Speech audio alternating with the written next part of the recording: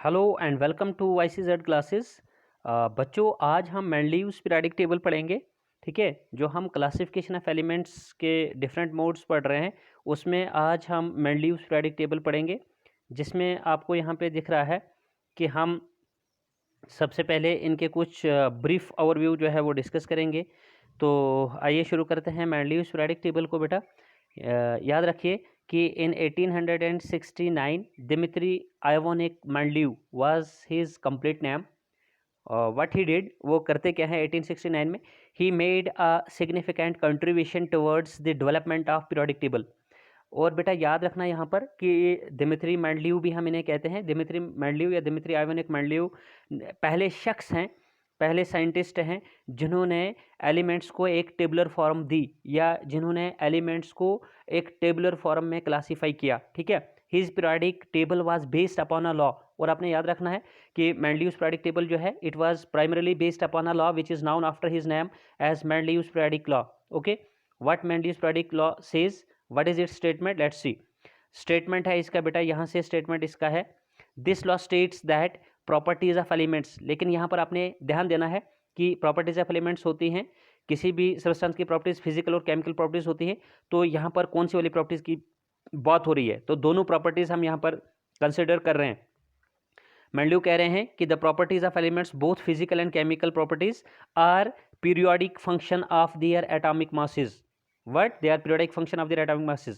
What this periodic function or periodicity of elements means?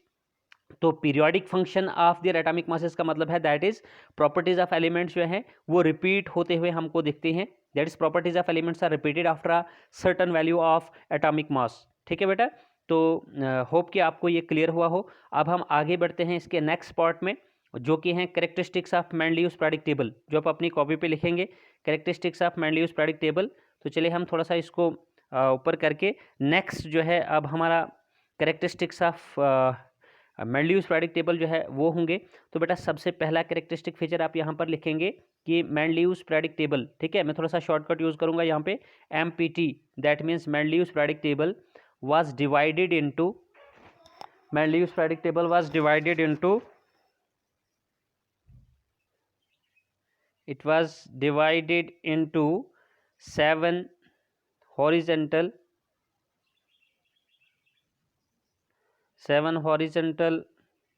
rows, okay, called as periods, and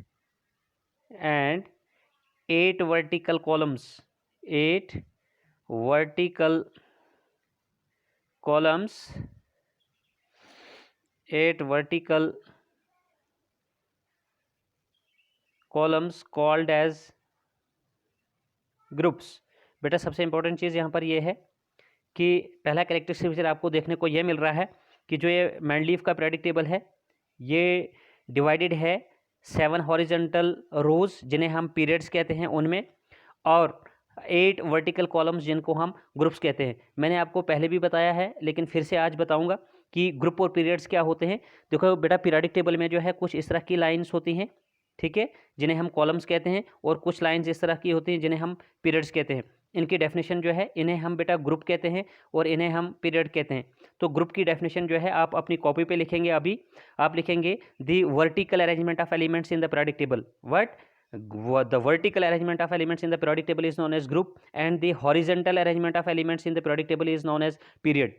So how many groups are there in Mendeleev's periodic table and how many periods are there in Mendeleev's periodic table? ये characteristic 1 में मैंने आपको बता दिया कि ये horizontal रोज जो हैं यानी पीरियड्स जो हैं, हॉरिजेंटल हो गया बेटा ये रो की तरह, ठीक है, लाइन रो वाली लाइन जो है उनको हम हॉरिजेंटल मतलब वो टर्म कहते हैं, हॉरिजेंटल रिप्रेजेंट करना हॉरिजेंटली।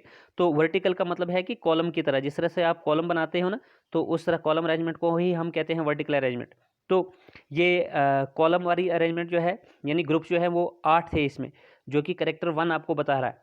ठीक है, 7 horizontal rows called periods and 8 vertical columns called groups. Hope कि आपको ये पहला कैरेक्टरिस्टिक फीचर जो है ये क्लियर हुआ हो। तो चलिए बेटा हम इसको थोड़ा ऊपर करते हैं और नेक्स्ट कैरेक्टरिस्टिक फीचर की ओर हम जाते हैं और आप अपनी कॉपी पे नोट डाउन भी करेंगे कि नेक्स्ट कैरेक्टरिस्टिक फीचर क्या है मेंडलीव्स पीरियोडिक टेबल का। तो देखो बेटा, आप अभी अपनी जगह पे हो सकता है कि ये देख रहे होंगे कि सर हमने तो पढ़ा है कि मेंडलीव्स पीरियोडिक टेबल जो है वो 9 ग्रुप्स हैं, लेकिन मैं आपको कह रहा हूँ कि ओरिजिनल फॉर्म जो मेंडलीव्स पीरियोडिक टेबल की है बेटा, उसमें सिर्फ 8 ही ग्रुप थे। ठीक है, तो मेंडलीव ने क्या किया था, बाद में जब नोबल गैसेस डिस्कवर हुई at that time, means at the time of Mendeleev's periodic table noble gases अभी डिस्कवर नहीं हुई थी, तो बाद में जब नोबल गैसेस डिस्कवर हुई तो अब फिर वो एक और ग्रुप ऐड हो गया मेंडलीव्स पीरियोडिक टेबल में बेटा, तो जिसके कारण जो है वहाँ पर फिर 9 ग्रुप्स बन गए ये। ठीक है, तो आप वही लिखोगे फर्दर, क्या लिखोगे, further one more group, one more group, that is, इसको कहते हैं बेटा हम जीरो ग्रुप, याद रखना, नोबल गैस वाली एलिमेंट्स के ग्रुप को हम जीरो ग्रुप कहते हैं। इसको हम मेंडलीव्स पीरियोडिक टेबल में भी जीरो ग्रुप कहते थे और मॉडर्न पीरियोडिक टेबल में भी हम इसको जीरो ग्रुप कहते हैं, जो कि group number 18 modern periodic table में है। यहाँ पर ये ग्रुप 19 था, वहाँ 9 था, 19 नहीं सॉरी 9 था, और वहाँ पर ये ग्रुप नंबर बेटा ये जी ये है 18 है। ठीक है, मॉडर्न पीरियोडिक टेबल में। तो further one more group that is zero group, ठीक है, वाज एडिड, इसको ऐड किया गया, वाज एडिड, लेकिन ये कब बेटा,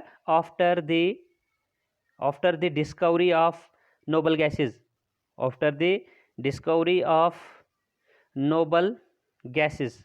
ओके, होप कि यहाँ से भी आपको ये थोड़ा सा क्लियर हुआ हो।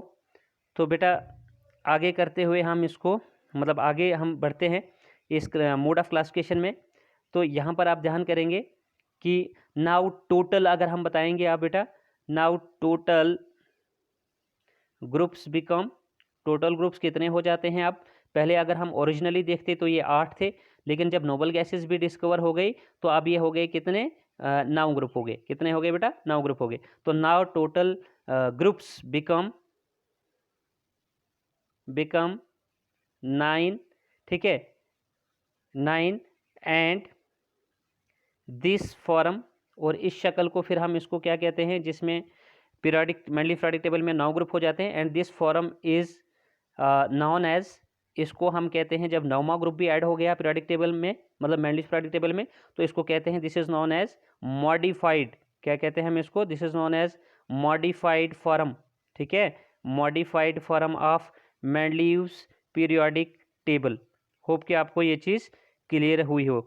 ठीक है बेटा, चलिए आगे बढ़ते हैं, नेक्स्ट कैरेक्टरिस्टिक फीचर की ओर बढ़ते हैं, लेकिन पहले हम इसको थोड़ा सा ऊपर करते हैं। चलिए, नेक्स्ट कैरेक्टरिस्टिक है आपका बेटा कैरेक्टरिस्टिक नंबर 3, ठीक है, जो आप अपनी कॉपी पे लिखेंगे, ईच ग्रुप, जैसे ग्रुप कितने थे यहाँ पर, शाबाश, यहाँ पर थे बेटा 8 ग्रुप, लेकिन अब जब नोबल गैसेस भी आ गई तो कितने हो गए, 9 ग्रुप। तो हर ग्रुप की हम बात कर रहे हैं, ईच ग्रुप, ठीक है, each group was further divided into सब ग्रुप्स। ठीक है, लेकिन यहाँ पर आपने एक चीज़ याद रखनी है, ये जो ग्रुप्स थे, यहाँ पे आप इस चीज़ को लिखेंगे, थोड़ा सा आप वापस जाइए, कैरेक्टरिस्टिक नंबर 2 को देखिए फिर से। यहाँ पर बच्चों हमने कहा कि ये जो ग्रुप्स हैं यहाँ पर 8 हैं, ठीक है, समझ आ रही बात आपको, और यहाँ फिर वन और ग्रुप करके ये 9 हो जाते हैं। लेकिन इंपॉर्टेंट चीज़ आपको ग्रुप इस कैरेक्टरिस्टिक में याद रखना है कि इन ग्रुप्स को मेंडलीव ने रोमन न्यूमरल से जो है वो रिप्रेजेंट किया था।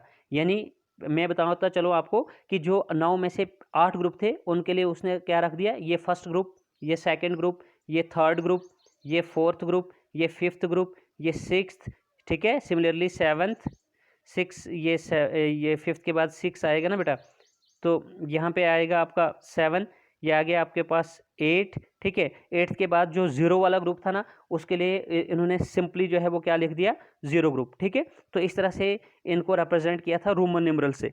तो वही बात मैं अब यहाँ पर आपको बता रहा हूँ कि ये जो कैरेक्टरिस्टिक नंबर 3 आपका आ रहा है, यहाँ पर ईच ग्रुप जो कि कहाँ से हम बताएं, from, each group from first to, लेकिन देखिए ये तो फर्स्ट सेकंड थर्ड वगैरह करके रिप्रेजेंट थे ना, तो फर्स्ट टू 7 तक ही हम बात कर रहे हैं। मतलब इन 9 ग्रुप्स में से सिर्फ पहले 7 ग्रुप फर्स्ट टू 7, ठीक है, इन्हीं को क्या किया गया, each group from first to 7 was further was further divided into two subgroups, ठीक है, टू सब ग्रुप्स, दो सब ग्रुप्स में इनको और डिवाइड किया गया, दैट इज सब ग्रुप ए एंड सब ग्रुप बी, ठीक है। तो यहाँ पर सब ग्रुप ए और सब ग्रुप बी में इनको डिवाइड किया गया बेटा। तो यहाँ से आप याद रखेंगे ये चीज़, और उसके बाद आप बताएंगे कि जो ये सब ग्रुप ए है बच्चे, ये किन एलिमेंट्स को रिप्रेजेंट करता है। सब ग्रुप ए और कॉल्ड, मतलब जो सब ग्रुप ए वाले एलिमेंट्स थे उनको क्या कहा गया, they are called normal elements, they are called normal elements, ठीक है। Normal elements that means is, यहाँ पर आप लिखेंगे normal elements that is they are basically are they include S and P block elements, ठीक है, कि जो एस और पी ब्लॉक वाले एलिमेंट्स हैं वो इन नॉर्मल एलिमेंट्स में आते हैं, और वही यहाँ पर सब ग्रुप ए में जो है बेटा वो सब ग्रुप ए में रखे गए, ठीक है। उसके बाद अगर हम देखेंगे नेक्स्ट ये सब ग्रुप बी की बात करेंगे हम बच्चे, तो सब ग्रुप बी में जो है वो कौन से वाले एलिमेंट रखे गए हैं, सब ग्रुप बी में जो है वो ट्रांजिशन एलिमेंट्स जिनको हम कहते हैं डी ब्लॉक एलिमेंट्स वो रखे गए हैं। तो आप यहाँ लिखेंगे वेयर एज सब ग्रुप बी इंक्लूड्स, सब ग्रुप बी में कौन से एलिमेंट्स इंक्लूड होते हैं, इंक्लूड्स ट्रांजिशन एलिमेंट्स, ठीक है, ट्रांजिशन एलिमेंट्स दैट इज जिनको हम बोलते हैं डी ब्लॉक एलिमेंट्स, ठीक है, वो यहाँ पर आते हैं। तो होप कि ये चीज़ भी आपकी क्लियर हो। तो नेक्स्ट जो है बेटा हम बताएंगे यहाँ पर कैरेक्टरिस्टिक नंबर 4, ठीक है, फोर्थ कैरेक्टरिस्टिक फीचर आप यहाँ पर बताएंगे। ये जो बेटा 8th ग्रुप था, अभी हमने ये सब ग्रुपिंग की बात की ग्रुप फर्स्ट से लेकर तो 7 तक, ठीक है। अब रही बात ग्रुप 8th, तो ग्रुप 8th जो है उनके उसके बारे में मेंडलीव ने क्या बताया, 8th group of Mendeleev's periodic table, okay, collectively का मतलब हो गया कि इकट्ठे में, ठीक है, collectively had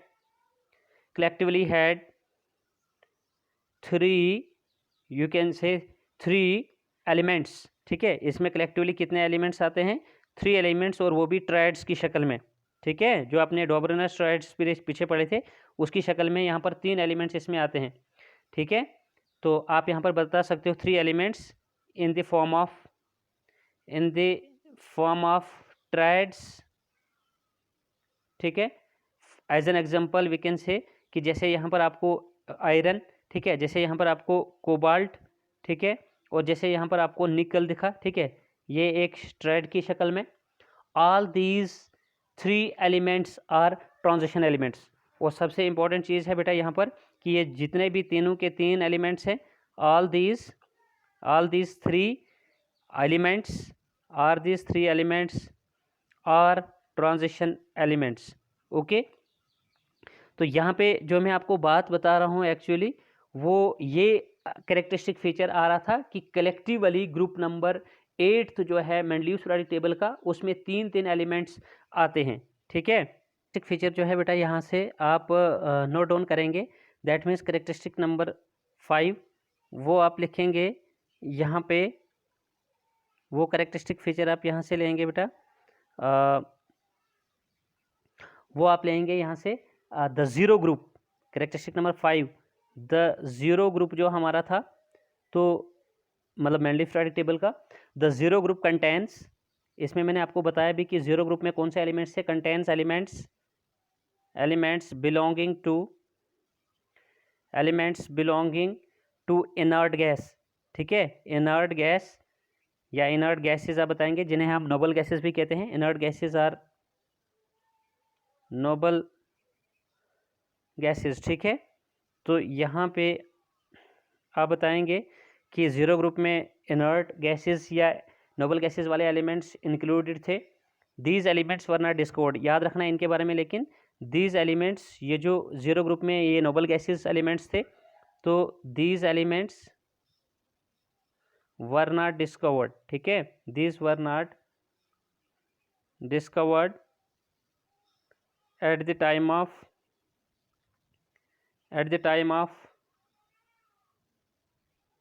Mendeleev's original classification. ठीक है, जो मेंडलीव्स की ओरिजिनल क्लासिफिकेशन थी बेटा, तब ये डिस्कवर नहीं हुए थे। बट मैंने जैसे ऊपर भी आपको बताई ये बात, बट वर एडिड, लेकिन इनको ऐड किया गया, but were added later on, इनको बाद में जो है वो ऐड किया गया है। तो होप कि बेटा ये चीज़ भी, ये करेक्टरिस्टिक भी आपको समझ में आ गया हो। अब नेक्स्ट करेक्टरिस्टिक फीचर जो है वो करेक्टरिस्टिक नंबर 6 आप अपनी कॉपी पे लिखेंगे। ठीक है, तो वो है ईच पीरियड जो था यहाँ पे, चूँकि यहाँ पे बेटा कितने पीरियड से टोटल 7, मैंने पहले करेक्टरिस्टिक में ये बात बता दी। अब आप याद रखेंगे पीरियड्स के बारे में कुछ और चीज़ इंपॉर्टेंट, कि ईच पीरियड, ठीक है, ईच पीरियड कंटेंस, हर पीरियड में कितने कितने एलिमेंट्स आते हैं। आप थोड़ी ना बताएंगे कि 7 पीरियड में जो है सेम एलिमेंट्स रहते हैं, नहीं, ऐसी बात यहाँ पर नहीं है। ईच पीरियड कंटेंस डिफरेंट, ठीक है, each period contains different number of elements.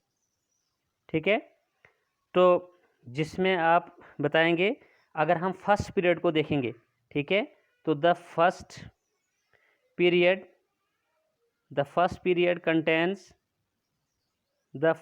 Contains 2 elements. First period में सिर्फ 2 एलिमेंट्स थे। ठीक है, एंड इज कॉल्ड, और इसको क्या कहा जाता था, and is called shortest period. याद रखना बेटा ये नाम, इसको शॉर्टेस्ट पीरियड कहा जाता है। ठीक है, वेयर एज अगर हम बात करेंगे नेक्स्ट पीरियड की, ठीक है, that means second and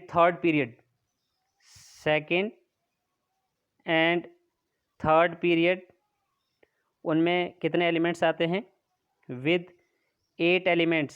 second period में भी आपको 8 एलिमेंट्स मिलेंगे, थर्ड पीरियड में भी आपको 8 एलिमेंट्स मिलेंगे, तो with 8 elements each are known as, इनको क्या कहा जाता है बेटा, शॉर्ट पीरियड्स।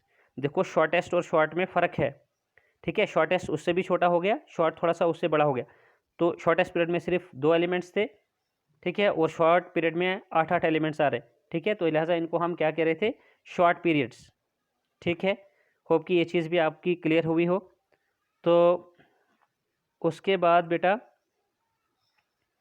वेयर एज अगर हम देखेंगे, सिमिलरली आप नेक्स्ट देखेंगे fourth and fifth period have, इनके कितने कितने एलिमेंट्स थे, 18 एलिमेंट्स। कितने बेटा, 18 एलिमेंट्स ईच, एंड और डेजिग्नेटेड या एंड आर नॉन एज, ठीक है, एंड आर नॉन एज, इनको कहा जाता था, ठीक है, लॉन्ग पीरियड्स। क्या कहा जाता था इनको, लॉन्ग पीरियड्स। ओके, ये चीज़ भी क्लियर हो गई आपकी। उसके बाद है एक पीरियड, 2 पीरियड्स आपके और हैं, वेयर एज पीरियड 6th, ठीक है, where as period 6th with, या आप ऐसे लिखेंगे, period 6 contains 32 elements and is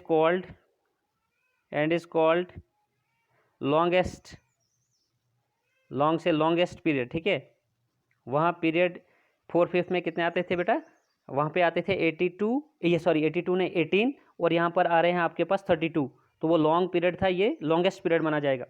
लेकिन अब जो 7th पीरियड है बेटा, 7th पीरियड में भी 32 ही एलिमेंट्स है, लेकिन at the time of Mendeleev's periodic table जो है वो इनकम्प्लीट था, इसलिए मैंने यहाँ पर 6th और 7th पीरियड करके नहीं लिखा। तो मैं यहाँ पे लिखूँगा इसको, यहाँ पे 7th पीरियड, ठीक है, तो 7th period that means last period जो है, ठीक है, was incomplete at that time. मतलब मेंडलीव के टाइम पे जो है 7th पीरियड बेटा इनकम्प्लीट है, लेकिन अगर आप आज देखेंगे मॉडर्न पीरियोडिक टेबल में 7th पीरियड जो है वो बिल्कुल कम्प्लीटली फिल हो गया है। ठीक है, आज आप कह सकते हो, लेकिन मॉडर्न पीरियोडिक टेबल में आप बताओगे कि 6th as well as 7th period contains 32 elements, कि 7th पीरियड जो इनकम्प्लीट था मेंडलीव पीरियोडिक टेबल के दौर में, वो आज जो है वो कम्प्लीटली फिल हो गया है, और उसमें भी 32 के 32 एलिमेंट्स जो हैं वो आप नाउन है। ठीक है बेटा, तो होप कि आपको ये पॉइंट्स जो है, ये करैक्टरिस्टिक्स जो हैं वो अच्छे से समझ में आए हों बेटा। तो हम अब आगे जो है इसका थोड़ा सा नेक्स्ट जो पार्ट है वो डिस्कस करेंगे, ठीक है, जिसमें हम देखेंगे कि किस तरह से जो है मेंडलीव्स पीरियोडिक टेबल में हमको क्या मिलता है बच्चे, मतलब जो अचीवमेंट्स है, या आप बताएंगे कि सिग्निफिकेंस जो है मेंडलीव्स पीरियोडिक टेबल में, या एडवांटेजेस मेरिट्स वगैरह जो हैं वो क्या क्या रहे हमें यहाँ पे, ठीक है। तो हम वही चीज़ यहाँ पर बेटा पढ़ेंगे, देखेंगे यहाँ पर। तो आप अपनी कॉपी पे भी लिखेंगे, साथ साथ में आप अपनी कॉपी पे लिखेंगे, ठीक है। और नेक्स्ट जो आप बेटा लिखेंगे यहाँ पर, वो लिखेंगे एडवांटेजेस। क्या लिखेंगे? Advantages of Mendeleev's periodic table, या आप लिखेंगे यहाँ पर merits of Mendeleev's periodic table, ठीक है।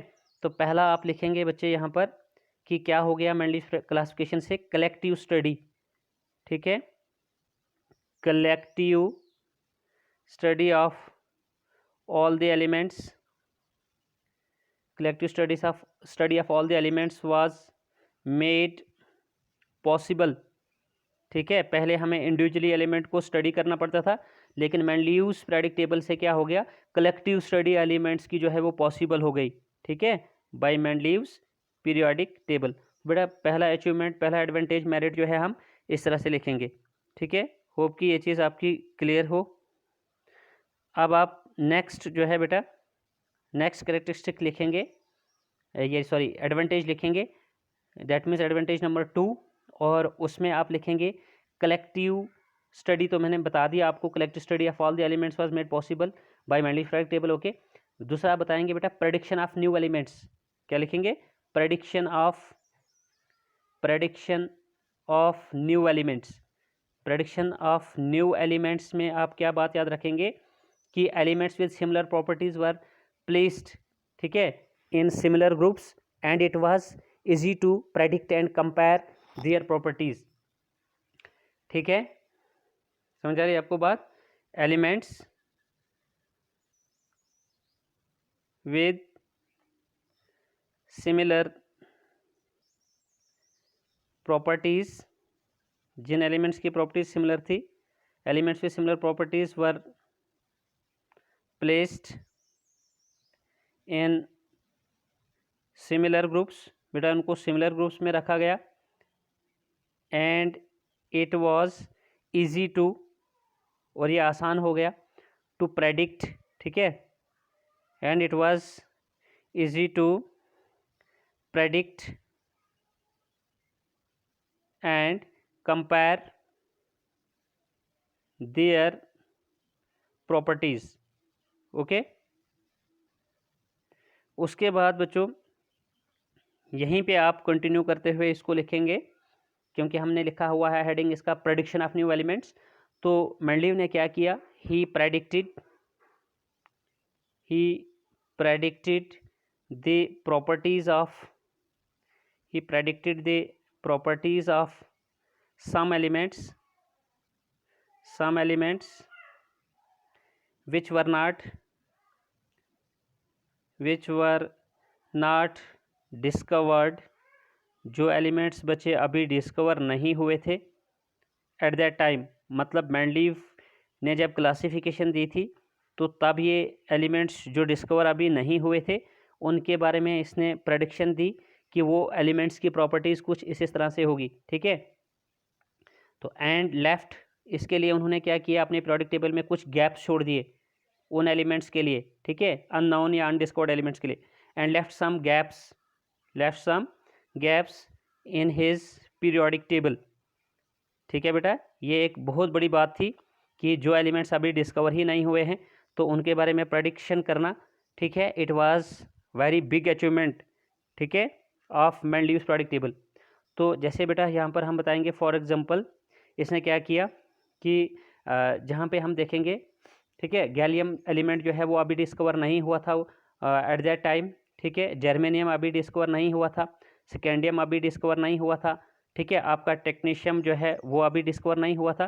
तो इन एलिमेंट्स के लिए उन्होंने क्या बता दिया, गैलियम के लिए बेटा इन्होंने नाम बता दिया, मतलब जहाँ पे गैप डाला हुआ था, ठीक है, वहाँ पे इन्होंने कह दिया कि इका एल्युमिनियम, ठीक है, इनको क्या कहा, इका एल्युमिनियम, इका एल्युमिनियम। उसके बाद जर्मेनियम को बता दिया इका सिलिकॉन, ठीक है, इका सिलिकॉन। स्कैंडियम को बता दिया बेटा इका बोरान, क्या बता दिया, इका बोरान, मतलब टेम्परेरी नाम्स दे दिए तब तक अपने उन गैप्स में। और टेक्नीशियम के लिए बता दिया इका मैग्नीज, क्या बता दिया, इका मैग्नीज। समझ आ रही है आपको बात। तो ये नाम जो हैं इन अनडिस्कोड एलिमेंट्स के लिए बता, ठीक है बेटा। तो इस तरह से जो है मेंडलीव ने जो है इन एलिमेंट्स के लिए अपने पीरियोडिक टेबल में गैप्स रखे, इनके टेम्परेरी नाम जो है कुछ इस तरह से बता दिए। बेटा यहाँ पर जो ये आप इका वर्ड देख रहे हैं, तो इका एक संस्कृत वर्ड है जिसका मतलब जो है वो फर्स्ट या बिलो, ठीक है, आप समझेंगे। तो जैसे हम बोलेंगे इका क्या बोलेंगे इसको, इका एल्युमिनियम गैलियम के लिए, तो इसका मतलब एल्युमिनियम के नीचे बिलो द एल्युमिनियम जो एलिमेंट होगा उसका नाम गैलियम होगा, ठीक है। तो बेटा यहाँ पर आपने याद रखना है। अब जो नेक्स्ट हम अचीवमेंट बताएंगे या एडवांटेज या मेरिट बताएंगे मेंडलीव पीरियोडिक टेबल का, वो होगा नंबर 4 आपका यहाँ पे, ठीक है। तो उसमें आप बताएंगे कि आप अपनी कॉपी पे लिखेंगे करेक्शन ऑफ, यहाँ पर क्या किया था मेंडलीव ने, करेक्शन की थी, correction of doubtful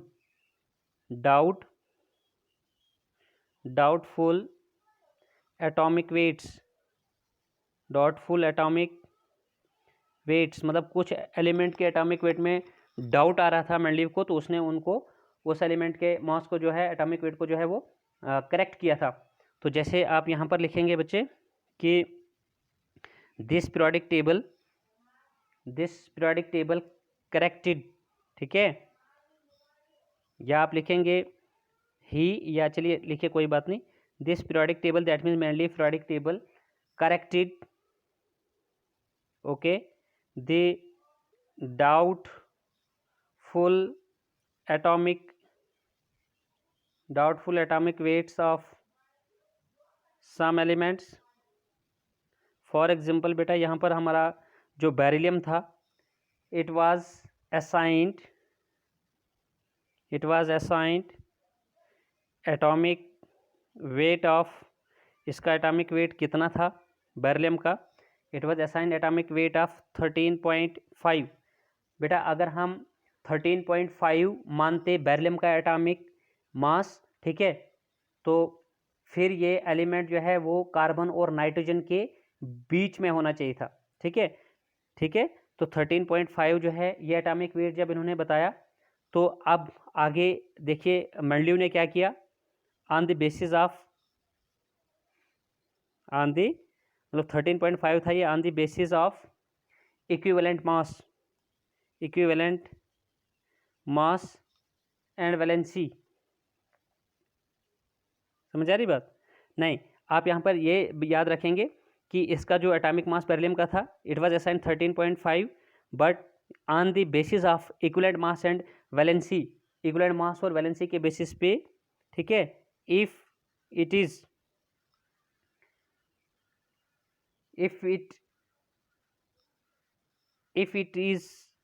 its value is, it is better to say here if its value is really, that means the value of atomic mass here, if it is really 13.5, तो then it should be placed, बेटा इसको कहाँ होना चाहिए था, it should be placed between, okay, carbon and nitrogen, ये carbon और nitrogen के बीच होना चाहिए, लेकिन ऐसा नहीं हुआ, ठीक है। तो फिर एंड प्रॉपर्टीज़ ऑफ, अगर ये कार्बन एंड नाइट्रोजन के बीच होना चाहिए था 13.5 एटॉमिक मास होने के बावजूद, एंड प्रॉपर्टीज़ ऑफ बेरिलियम जो है, इट डिड नॉट जस्टिफाई, ठीक है, इन सच पोजीशन, मतलब अगर हम यहाँ पे इसको प्लेस करते नाइट्रोजन और कार्बन और नाइट्रोजन के बीच, तो जो इसकी प्रॉपर्टीज़ थी वो यहाँ पे इसे जस्टिफाई नहीं कर रही थी, ठीक है, जो कि एक रॉन्ग ये ऑर्डर था इसका, ठीक है, एटॉमिक मास का। तो इसको करेक्ट किया कहा मेंडलीव ने कि नहीं ये गलत है, ये कार्बन और नाइट्रोजन के बीच आने वाला नहीं है, इसके करेक्टरिस्टिक फीचर इनके साथ मैच नहीं हो रहे हैं, ठीक है। तो इसलिए इसका जो एटॉमिक मास है वो रॉन्गली ऐसा दिया गया है। तो लेटर ऑन क्या किया गया, later on valency of beryllium was corrected to be, ठीक है। बाद में जब इसने देखा तो मेंडलीव ने इसकी वैलेंसी जो है, वैलेंसी ऑफ बेरिलियम को करेक्ट किया, वाज करेक्टेड टू बी 2। इसने कहा कि नहीं वैलेंसी जो बेरिलियम की है वो 2 है, यानी वैलेंसी मीन्स ये 2 बॉन्ड्स बना सकता है बजाय 3 के। पहले वो रॉन्गली 3 मानी गई थी, ठीक है। तो आप लिखेंगे यहाँ पर instead of 3, okay. And so its atomic weight, तो फिर इसका एटॉमिक वेट जो है, and so its atomic weight यानी एटॉमिक मास, ठीक है, इज फाउंड टू बी, वो कितना होगा, इज फाउंड टू बी 9 बेटा, कितना होगा वो 9 होगा, रदर देन मतलब किसके बजाय, किसके बरक्स, रदर देन 13.5। तो देखिए 13.5 जो है ये एक रॉन्ग वैल्यू थी एटॉमिक मास ऑफ बेरिलियम की, जो कि कितनी मानी गई 9, ठीक है नहीं। And was placed between, and was placed या and was therefore placed between, you can say lithium जिसका एटॉमिक नंबर 3 है, and boron, lithium and boron जिसका एटॉमिक नंबर 5 है, इसका 5 और इसका 3, तो 3 और 5 के बीच में एटॉमिक नंबर 4 जो कि बेरिलियम था वो उसको प्लेस किया गया, ठीक है बेटा। तो इस तरह से जो है ये डाउटफुल एटॉमिक वेट जो है कुछ एलिमेंट्स का, जिसमें आपका बेरिलियम जो है वो यहाँ पे टारगेट हुआ, और इसका जो एटॉमिक मास था वो मेंडलीव ने इस तरह से जो है बेटा करेक्ट किया, ठीक है। तो ये था हमारे पास all about the Mendeleev's periodic table और उसके कैरेक्टरिस्टिक्स और उसके कुछ मेरिट्स, ठीक है, या आप जिन्हें एडवांटेजेस बताएंगे या सिग्निफिकेंस बताएंगे। अब हम लास्टली इसके जो है कुछ लिमिटेशंस डिस्कस करेंगे, ठीक है, डिफेक्ट्स डिस्कस करेंगे। लेकिन बेटा आज के लेक्चर में नहीं, आज के लेक्चर में हम इतना ही पढ़ेंगे, ठीक है। अगर हम डिफेक्ट्स को भी आज के ही लेक्चर में ले लेंगे तो वीडियो लेक्चर थोड़ा सा लंबा हो जाएगा, समझ आ रही बात। तो लिहाजा आज हम इतना ही पढ़ेंगे। होप कि ये पूरा यहाँ तक जो लेक्चर है हमारा ये आपको समझ में आ गया हो बेटा, और इन केस आपको ये अच्छे से समझ में आया है और आप मेरे चैनल पे नए हैं तो फटाफट से जो है, और आपने अभी मेरा चैनल जो है वो सब्सक्राइब नहीं किया है तो फटाफट से मेरा चैनल जो है वो सब्सक्राइब कीजिए और लाइक कीजिए, शेयर कीजिए, ठीक है। तो बेटा आज के लेक्चर में इतना ही। Good bye, take care, stay fit and stay safe.